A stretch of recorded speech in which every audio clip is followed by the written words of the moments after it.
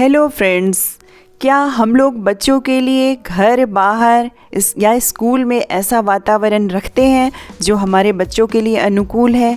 क्या हम लोग उनकी पसंद नापसंद या उनकी मनस्थिति को समझने की कोशिश करते हैं या यूं ही जाने अनजाने में नज़रअंदाज करते हैं?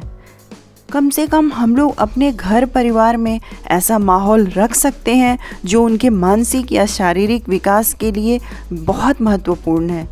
तो आइए आज इसी विषय से संबंधित कुछ बेहद खास टिप्स के बारे में बात करेंगे जो एक अच्छे पेरेंट्स की जिम्मेवारी है।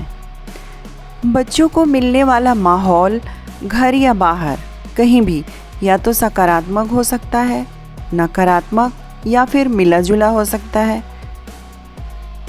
कुछ ऐसे ही कारण और निवारण वाले पॉइंट्स देखेंगे। तो पहला है इसमें, अगर बच्चे निंदा और दोषारोपण के माहौल में बड़े होते हैं तो वे निंदा करना सीखते हैं। दूसरा, द्वेष और शत्रुतापूर्ण माहौल में रहते हैं तो बेवजह लड़ाई झगड़ा करना सीखते हैं।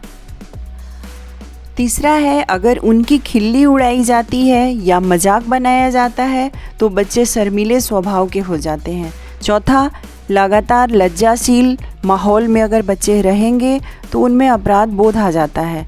पांचवा, सहनशील और संयमित वातावरण में अगर रहते हैं तो धीरज रखना सीखते हैं।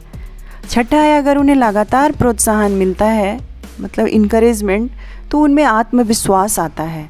सातवां, अगर उन्हें उचित प्रशंसा का माहौल मिलेगा तो वे किसी चीज़ के महत्व को पहचानेंगे एवं उसकी कद्र करना सीखते हैं।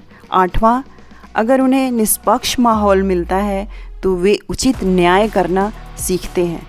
नौवां है, उन्हें परिवार में सुरक्षा का माहौल अगर मिलेगा तो उनकी आस्था और विश्वास को मजबूती मिलती है।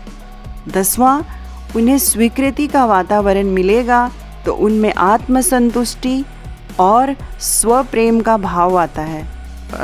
11वां और आखिरी, अगर उन्हें मित्रता का माहौल मिलेगा तो वे दुनिया से प्यार करना सीखते हैं।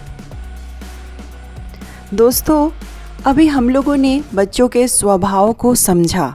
उसके आधार पर ही एक उदाहरण देना चाहूँगी जो निंदा या दोषारोपण के अंतर्गत आता है।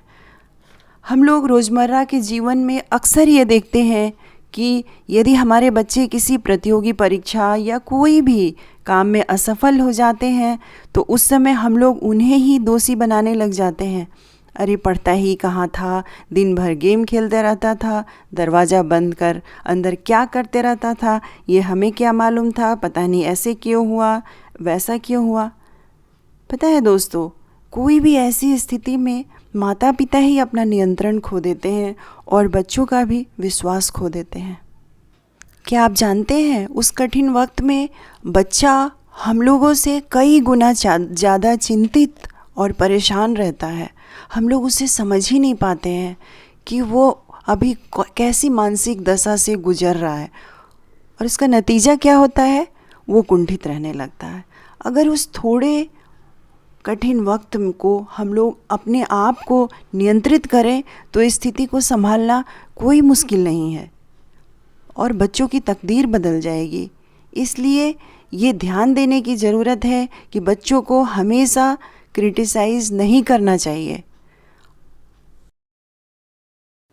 इसलिए हम पेरेंट्स अगर इन छोटी छोटी बातों का ध्यान रखें तो हम लोग बच्चों का एक सुंदर भविष्य और व्यक्तित्व का निर्माण कर सकते हैं।